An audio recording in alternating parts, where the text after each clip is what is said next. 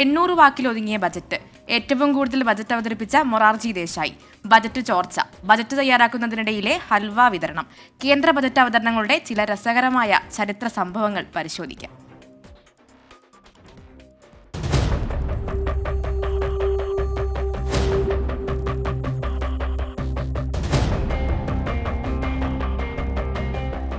ആയിരത്തി 1860 ബ്രിട്ടീഷ് ഇന്ത്യയിൽ ആദ്യമായി ബജറ്റ് അവതരിപ്പിച്ചത്. ഈസ്റ്റ് ഇന്ത്യ കമ്പനിയുടെ സ്കോട്ടിഷ് സാമ്പത്തിക വിദഗ്ധനും രാഷ്ട്രീയക്കാരനുമായ ജെയിംസ് വിൽസനാണ് ബജറ്റ് അവതരിപ്പിച്ചത്. ഇന്ത്യ സ്വാതന്ത്ര്യമായതിനു ശേഷം ആദ്യ ബജറ്റ് അവതരിപ്പിച്ചത് ധനമന്ത്രി R.K. ഷൺമുഖം ചെട്ടി.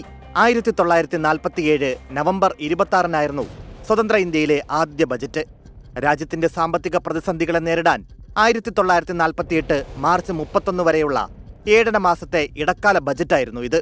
1977 ധനമന്ത്രി ഹിരുഭായ് M. പട്ടേലിന്റേതാണ് 800 വാക്കുകൾ മാത്രം ഉൾക്കൊള്ളുന്ന ഏറ്റവും ചെറിയ ബജറ്റ്. ദൈർഘ്യമേറിയ പ്രസംഗം നിർമ്മലാ സീതാരാമന്റേത്.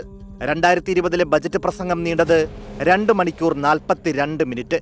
ബജറ്റ് അവതരണവുമായി ബന്ധപ്പെട്ട് എല്ലാ വർഷവും ഹൽവ വിതരണ ചടങ്ങ് നടക്കും.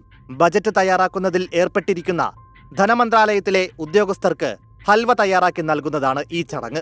1950 ധനമന്ത്രി ജോൺ മത്തായിയുടെ കീഴിൽ അച്ചടി നടക്കുമ്പോൾ കേന്ദ്ര ബജറ്റ് ചോർന്നു.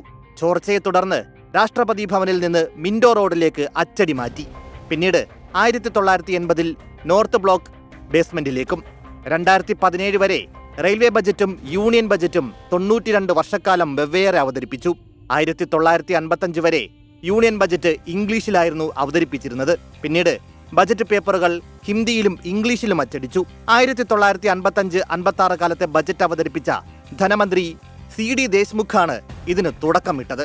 1962 മുതൽ 1969 വരെ 10 ബജറ്റുകൾ അവതരിപ്പിച്ച മുൻ പ്രധാനമന്ത്രി മൊറാർജി ദേശായിയുടെ പേരിലാണ് ഏറ്റവും കൂടുതൽ ബജറ്റുകൾ അവതരിപ്പിച്ചതിന്റെ റെക്കോർഡ്.